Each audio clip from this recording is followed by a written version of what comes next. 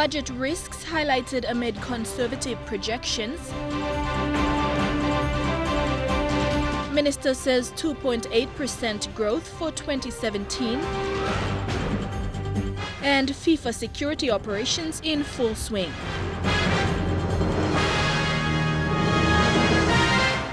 This is National EMTV News with Helen Sayer. Good evening and welcome to Wednesday's news. The 2017 national budget tabled yesterday has identified several risks that the government should be wary of. Among them are the possible continuation of low commodity prices, bad weather conditions and the ongoing impacts of the depreciating kina against the US and Australian dollar. The government maintains that the projections are conservative. While the government maintains projections are conservative, it is continuing with the assumption that there will be some recovery in the global economy in 2017. However, buried in the budget are the risks highlighted. Government says the expected decline in LNG revenue in 2017 will be offset by a minimal increase in gold and copper prices. But the uncertainty over the stability of those prices remains. An unexpected drop in metal prices and other commodities could result in lower revenue generation for the country. The other big risk is the drop in the value of the kina. That's been stated clearly in the budget expectations. Against the Australian and US dollars, the value of the kina will slip further downward. The impact will cause increases in costs associated with overseas travel. The cost of imported items will rise, causing a general rise in the price of goods and services. Weather conditions have also been highlighted as one of the biggest risks to budget implementation. In 2015, the Octedi mine shut down because the level of the Fly River made it impossible for export shipments. Now, with the change in weather patterns, the cost of roads and bridge maintenance will rise and agriculture exports could be slow. On the tax front, the budget warns against unbudgeted tax exemptions. Scott Waide, National EMTV News. Treasury Minister Patrick Pruitt says the Papua New Guinea economy is predicted to grow by 2.8% in 2017. The Treasurer supports his statements with predictions that the mining sector will generate more revenue next year. He made this statement when addressing the business community in Port Moresby this morning. The Treasury Minister explained that despite the predicted economic growth in 2017, there will be an increase in inflation. Inflation is projected to increase to around 6.6% in 2017. Inflation is the additional cost consumers and business owners pay apart from the actual cost of a good or service because of the drop in the value of kina against foreign currencies. For 2017, it is predicted to increase by 6.6%. Despite these challenges, our government remains committed to ongoing priority expenditure programs that are important for driving our economy forward. The O'Neill Leon government's 2017 budget is set at 12,965.4 million kina against a revenue envelope of 11,088.8 million kina. The 2017 budget. For average Papua New Guineans, this means they will be spending more on goods and services in 2017 because of inflation. The same burden will be felt by business owners and local members in terms of operational and transportation costs when bringing in services into rural areas. In 2017, our economy is expected to grow at a trend of 2.8%. The upward growth trend is attributed to the anticipated improvements in the agriculture sector and the mining sector, as well as the other non-mining sectors. Further supporting growth in 2017 is the anticipated improvements in the world economy. The 2017 national government budget stands at 12.9 billion kina. That is 900 million less than the 2016 supplementary budget. The government believes the 2017 revenue will generate 11,437 million kina. A larger portion will be sourced from taxation, grants and other revenues. Thekla Gunga, National EMTV News. University of Goroka Vice-Chancellor Professor Musawe Sinebare is not happy with the 2016 operations funds for the university. He says there are outstanding funds yet to be released by the government and the university is operating on funds below its 2016 appropriate budget level. The Vice-Chancellor made these remarks last Friday after signing a multi-million kina contract to design the university's central administration building. The signing of this contract now enables the design of this 40 million kina central administration building. Vice-Chancellor Sinebare says despite funding cuts, he is keen on seeing work done on the project. He says the university's 2016 grants have not been given in full. Out of the 19 million kina, only 13 million kina has been released. Other funding includes funds that were committed to the university after the student unrest in July. Even the crisis, or after the crisis, student-led crisis, the NEC decided to give the university some money, and many of you may have read in a newspaper that the Unitec was supposed to get some 40 million, and UPNG some monies, and UOGs about 8 million. Well, as you know, and the stories are beginning to unfold, that there is not that much money to go around.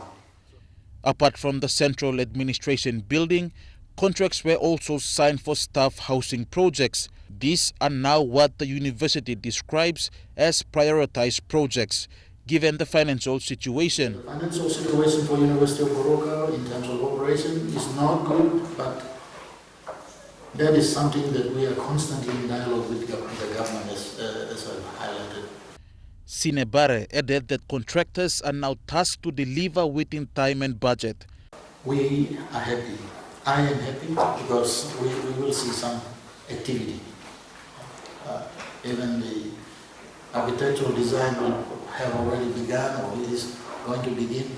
It's going to happen somewhere, but as projected, progressive plans, concepts come, but we hope that the public will be able to see the physical progress on the ground. Stanley Over Jr., National EMTV News. Over 2,000 people celebrated the completion of their financial education training in a mass graduation ceremony today in Port Moresby. The event marked another major achievement for the country's microfinance expansion project. Assistant Governor of the Financial System Stability Group of Bank of PNG, Ellison Piddick, said financial literacy is the first step to improving our standard of living. Today's graduation ceremony was held at the Reverend Sionikami Memorial Church in Port Moresby. The completion of the financial literacy course now brings the total number of course graduates to more than 135,000. The course is part of the Microfinance Expansion Project, an initiative of the PNG government and supported by the Asian Development Bank and the Government of Australia. This is a lifestyle education. It's more than the education we get from the classroom, from grade 1 to grade 12 and then to university. I say this because even some well-educated people, they are financially incompetent. Let me tell you this. They are financially incompetent. We've got a lot of people with master degrees, but they don't know how to look after money.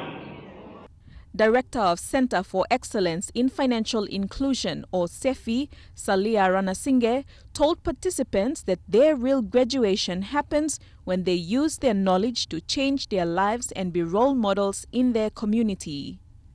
President of the PNG Women's Chamber of Commerce and Industry, Avia Koisen, said as the bulk of PNG's population is in the informal sector, such trainings can positively impact on the country's economy. This training has the potential of changing the nation. The majority of our people are in the informal sector. They are the powers that can drive this economy. But the only way is through training we can untap their power. people power to be able to make money. This is what will drive this nation, and we have it untapped. ADB Country Director Marcelo Mink said the microfinance expansion project also supports partner financial institutions in their efforts to roll out suitable financial services. The microfinance expansion project, co-financed by the Australian and PNG governments and the ADB, will further promote development of the industry and allow more people to access financial services and ensure that people have the skills to use them. The project was launched in April 2012 with the aim of increasing financial inclusion in PNG and providing financial literacy training to 130,000 people by the end of 2018.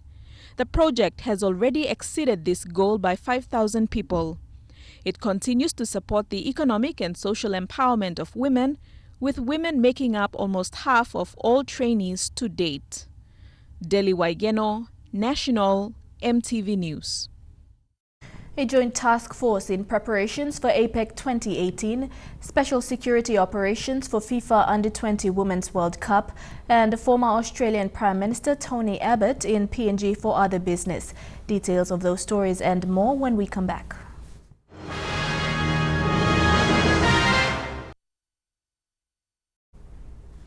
Welcome back.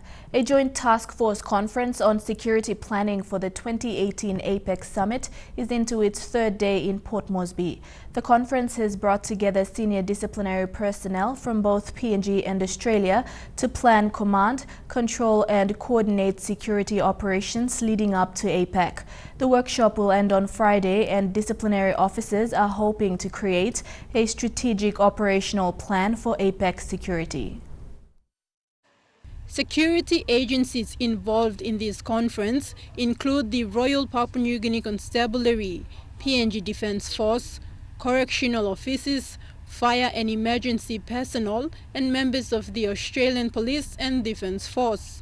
I think the really core thing that has occurred is we've had all the agencies in the room at the one time discussing their understanding of the issues, and that builds that foundation knowledge that will benefit the way that security is executed in 2018. The conference is known as Exercise Longreach 2016 and is part of promoting Port Moresby as a secure destination for the APEC summit. It began on Monday and involved discussions and presentations on developing an inter-agency command that can effectively manage the biggest international event PNG will host in 2018.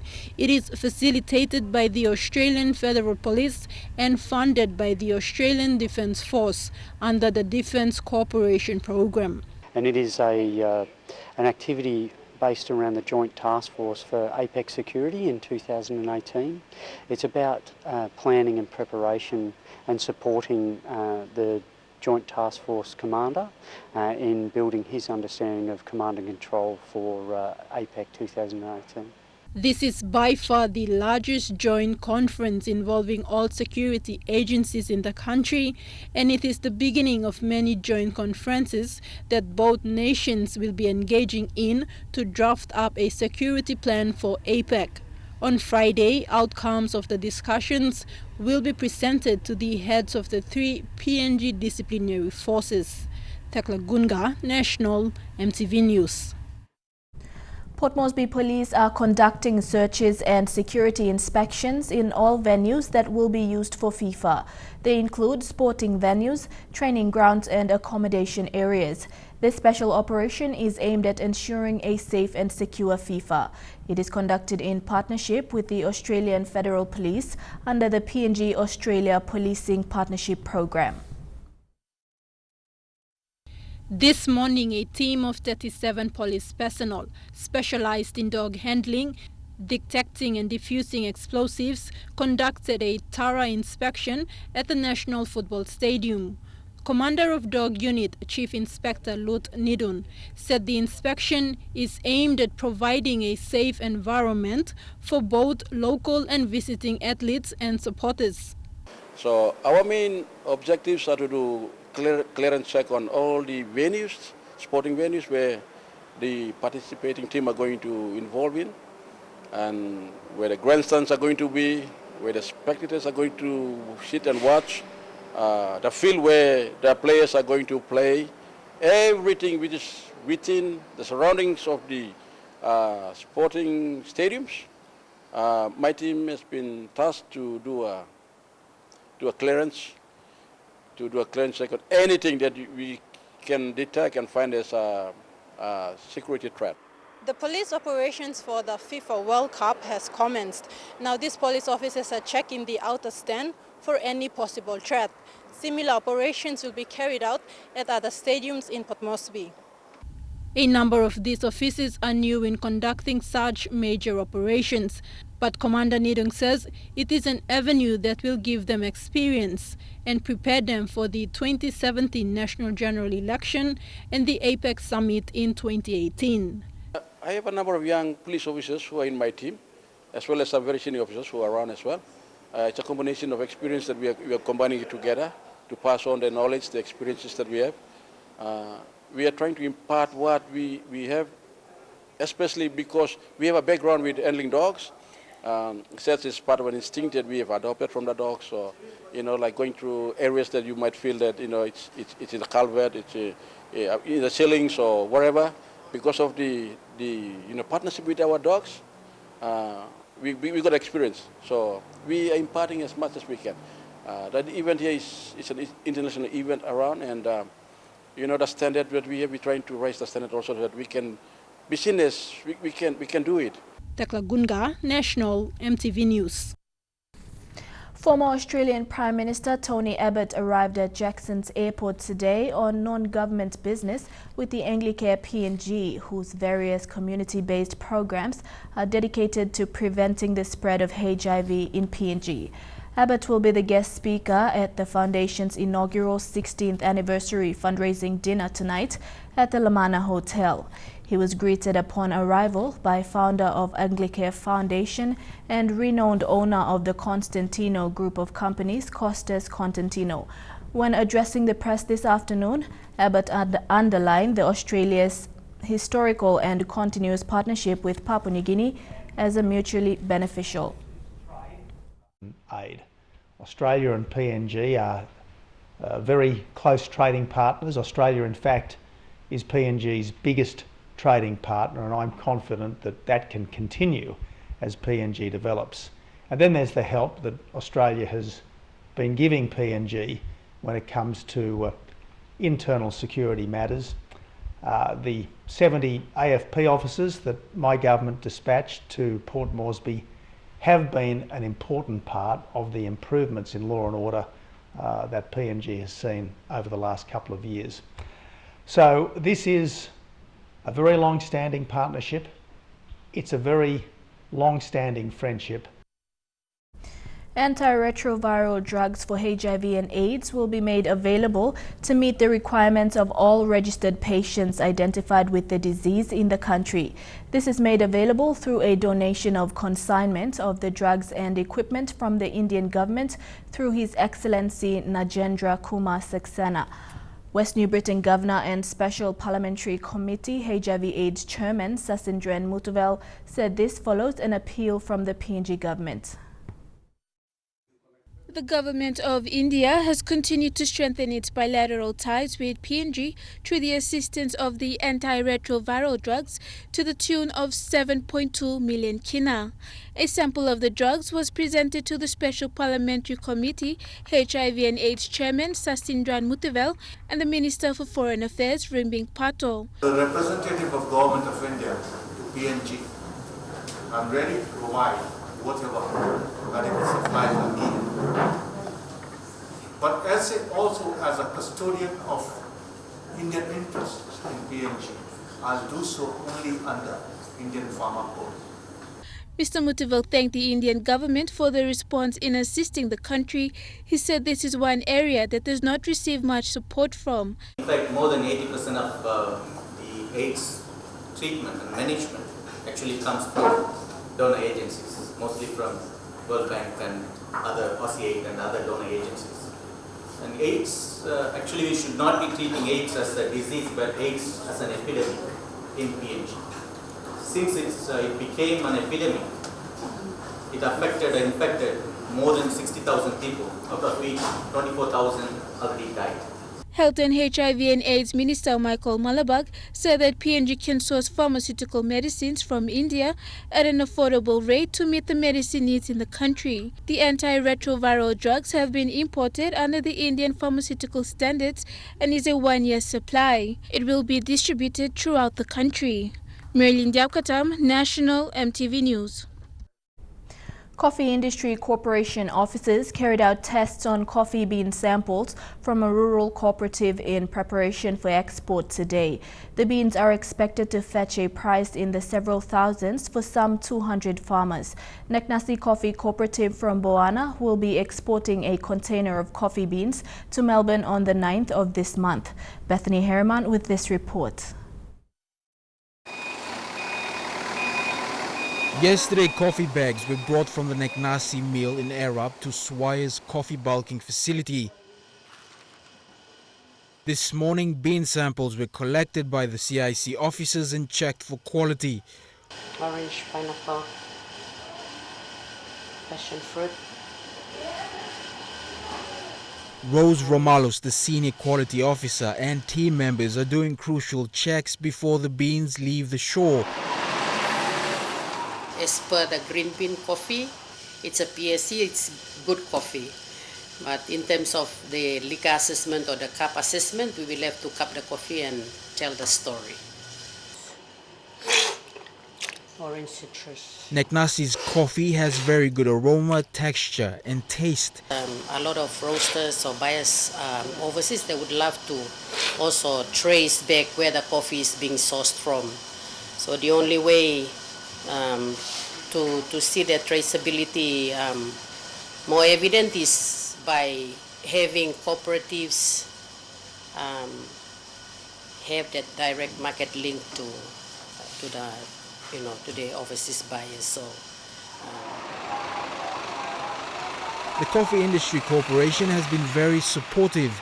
Neknasi is the first cooperative to start exporting using its reserved license. The shipment is expected to get on board on the 9th of November. It has been booked on Kokopo Chief, Void 1631. Neknasi is part of the national government's Tree to Cup policy that aims to involve local coffee farmers in small to medium enterprises. Papua New Guinea exports around 1 million bags of coffee per year.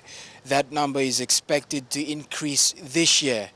For the 200 plus farmers involved in the Neknasi Coffee Growers Cooperative, the money will come directly from the buyer overseas and into their pockets. Though exporters were involved in the past, they can now export on their own.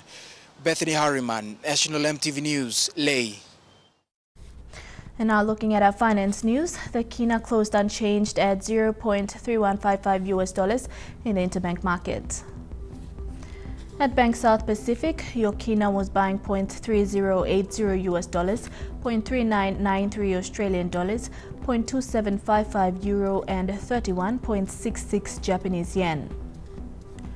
Looking at commodity prices at New York close, gold closed higher while coffee, cocoa and copper closed the day lower. Crude oil closed lower, copper closed higher while palm oil closed the day unchanged.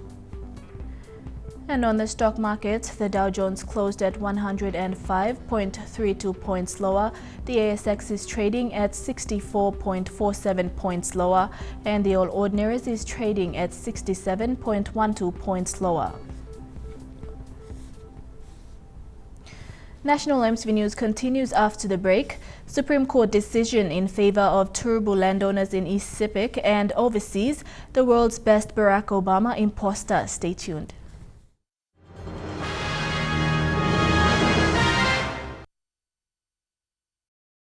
Welcome back to the news. A recent Supreme Court decision in favor of aggrieved Turubu and Sauso landowners in East Sepik Province now means the oil palm developers on SABL portion 144C must vacate the land and cease all activities. Herbert Wali from Hage Best Lawyers representing the aggrieved landowners says they are giving notice to the oil palm developers to vacate the land. The sleep rule decision was handed down a week ago on the 25th of October by Supreme Court Judge Terence Higgins. The sleep rule application by Hutek Lau as director of Wiwak Agriculture Limited and Sepik Oil Palm Plantation questioned the authority of the landowners to take the matter to court.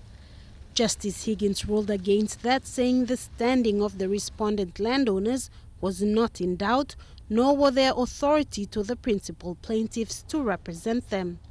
This decision now means a 4th of July 2014 decision by the National Court that declared the SABL 144C as null and void is now active. Court order number 3 also made orders that all the deals in relation to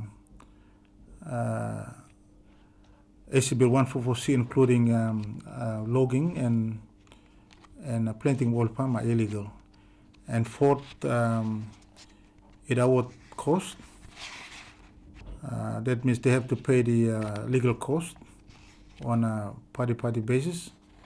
And the court also awarded damage in favor of the landowners. That will be pursued in a different proceeding as soon as possible. These damages could be over 100 million kina. Over 100 million kina worth of logs has been sold to buyers and officers, and it's on record. Wally says the aggrieved landowners are now giving notice to the company and their workers to vacate the land. As follows: that all motor vehicles, trucks and light and heavy vehicles on track or on wheels are to be removed from SABL 144C within 72 hours from the date of this notice.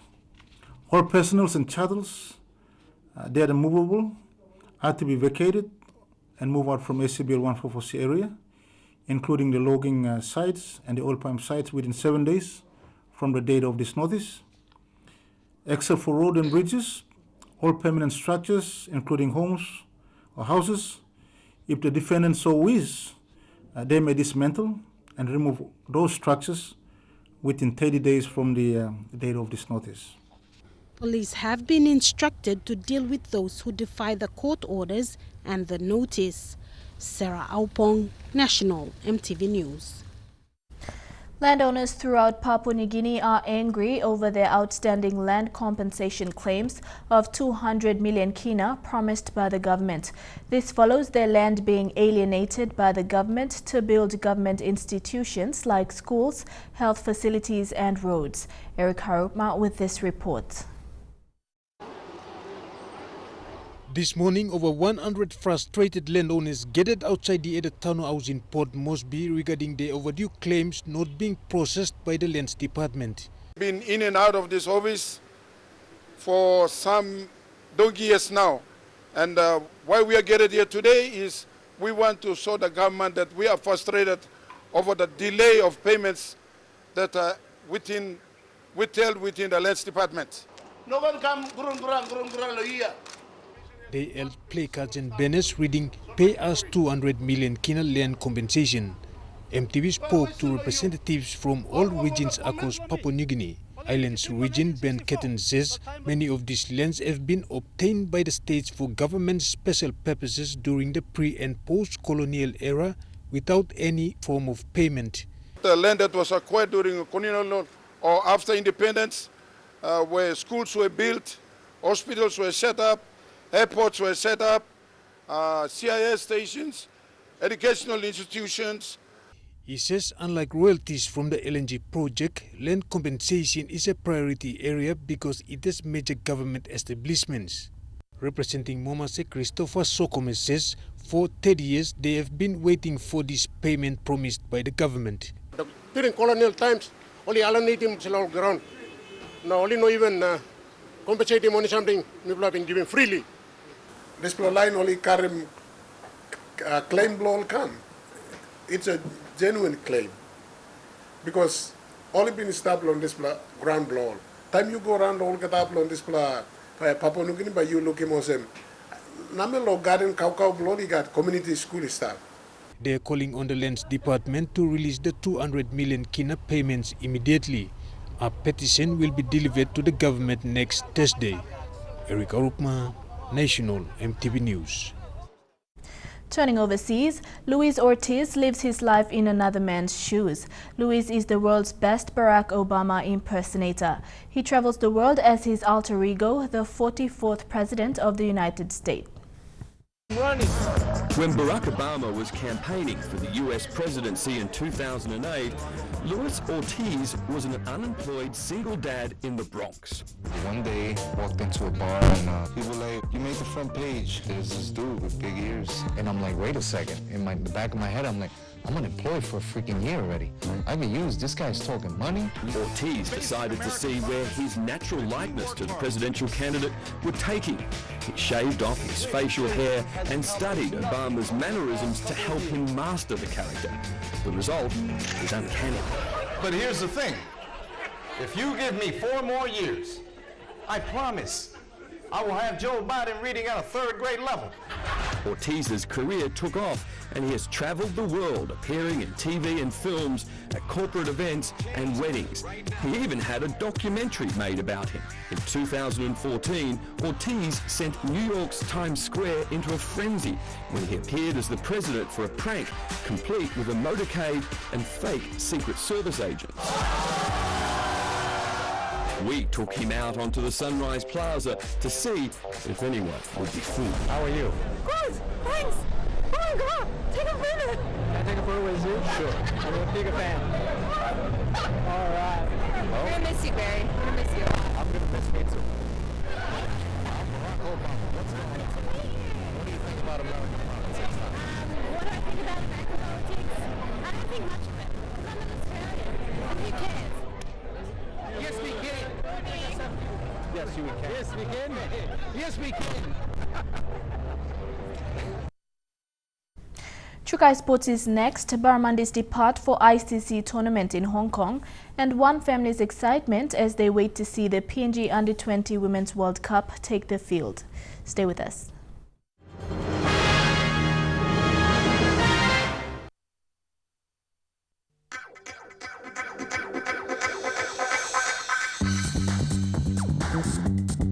Chukai Sports.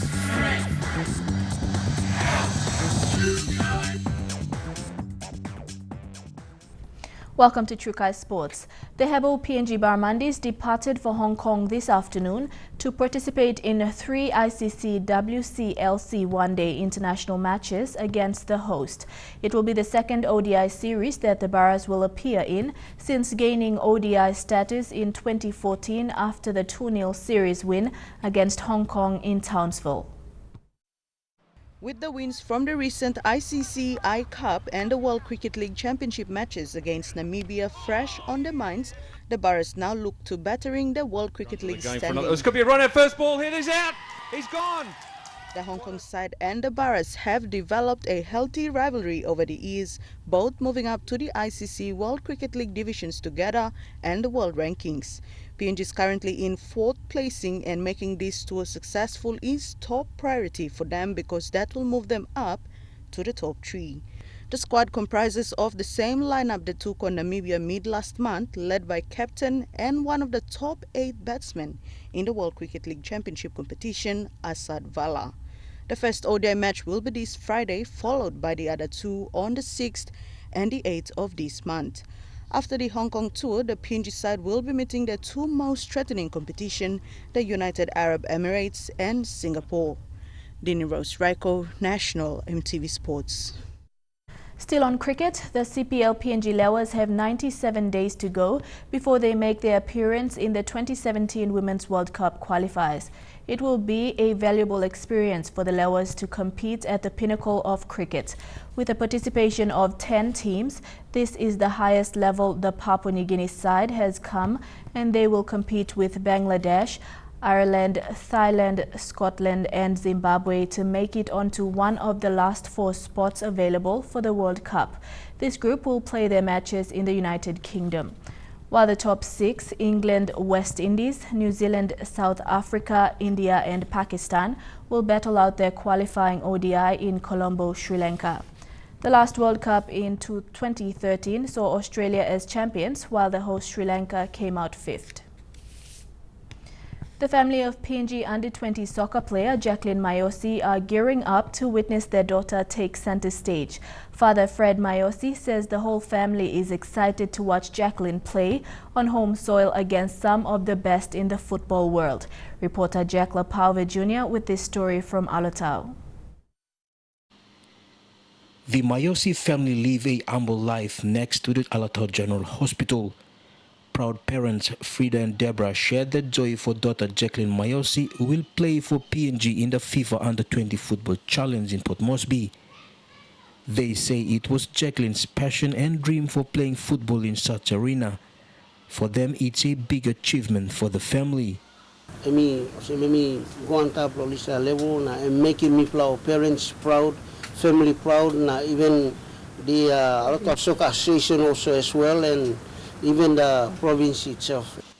But Jacqueline is no stranger to the game. Mother Deborah, who hails from Kokodai Northern Province, is a soccer representative and had played the game throughout her life. She says Jacqueline started this passion when she was a toddler. Na mi ready logo M2 M Carelo side logo inside Pile. Na that's where I'm build up lo soccer one mia career belongen. The family is now looking forward to fly to Port Moresby and witness one of them put on the red, black and gold colors of PNG and take center stage against some of the world's best women footballers. Still, me feel awesome. I'm going to watch my daughter playing. That's very important.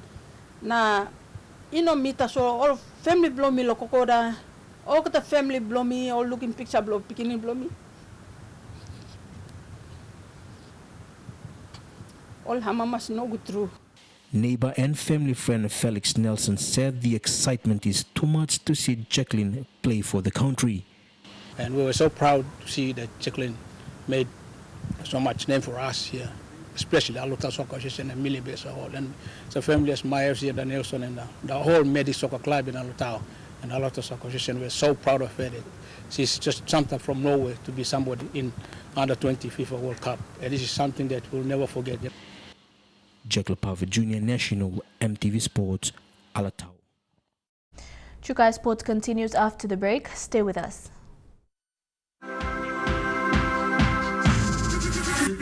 Chukai Sports. Welcome back to Chukai Sports. The Kiwis have laughed off the online controversy surrounding Sean Johnson's match-winning field goal against England last weekend. New Zealand beat England 17-16 in the first match of the Four Nations Cup in England.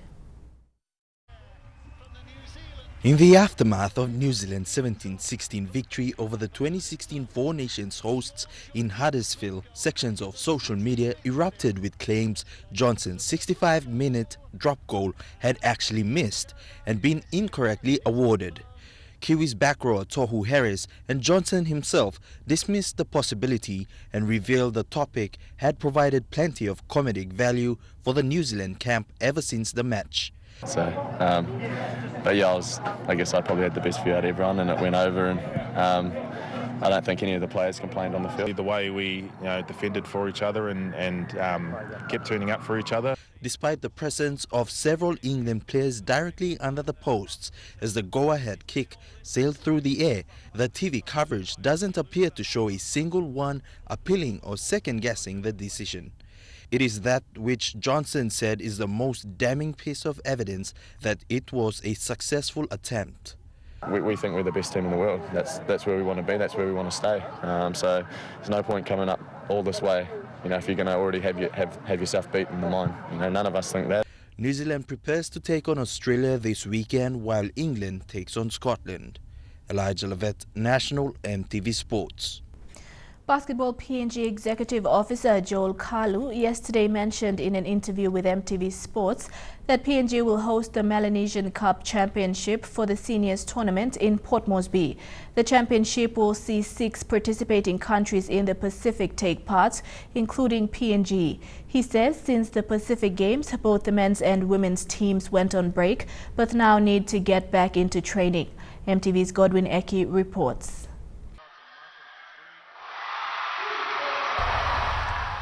It's been over a year since the senior men's and women's teams played their international matches against the other Pacific countries during the 2015 Pacific Games, where the men's team made it to the quarterfinals but lost to Fiji.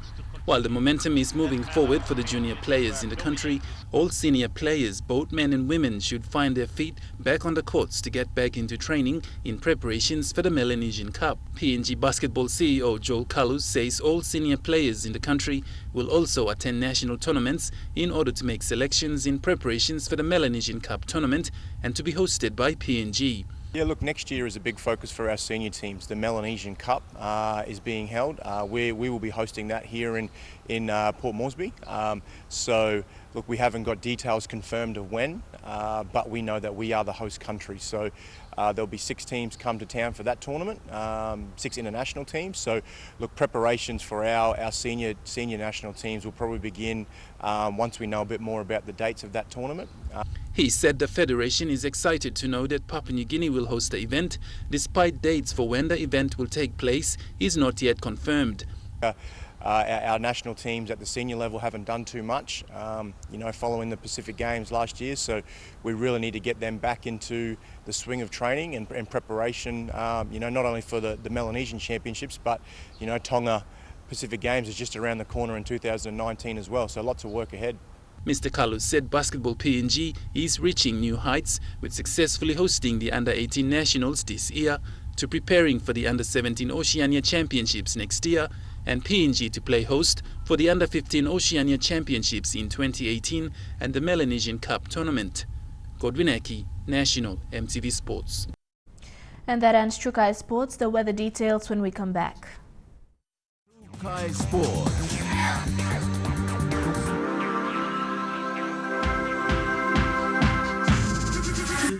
True Kai Sports. The weather details are proudly brought to you by Dulux Weather Shield. Worth doing with Dulux.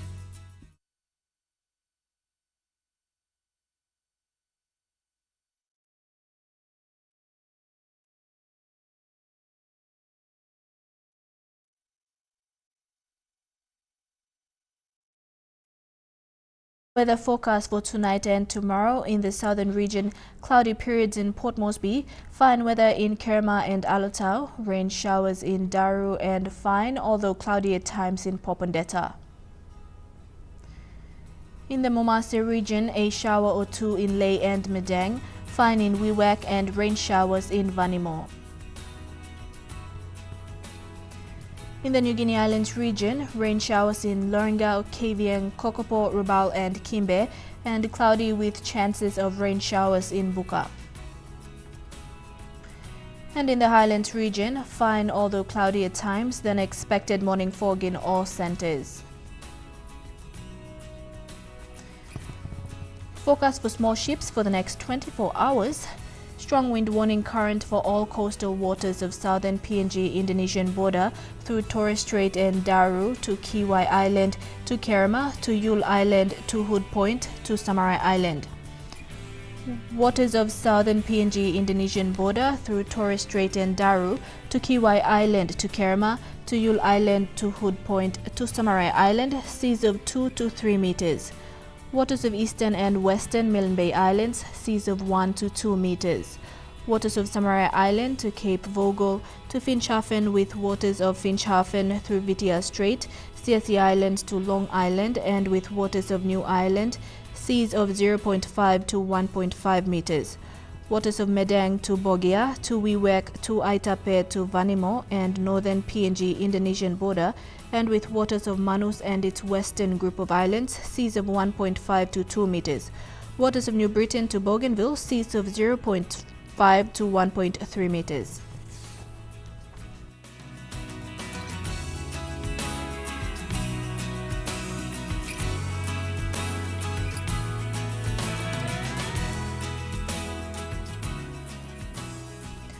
Ocean forecast for PNG areas in the Coral Sea.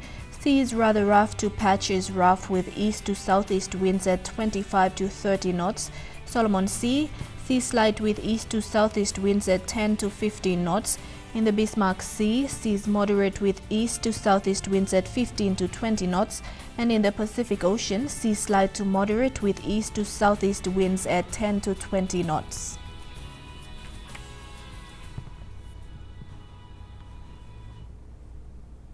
The weather details are proudly brought to you by Dulux Weather Shield. Worth doing with Dulux. Now recapping our main stories for tonight's news. Budget risks highlighted amid conservative projections. Minister says 2.8% growth for 2017 and FIFA security operations in full swing. And that has been the news, sports and weather for tonight. On behalf of the entire EMTV News team, thank you for your company. Pleasant viewing. Good night.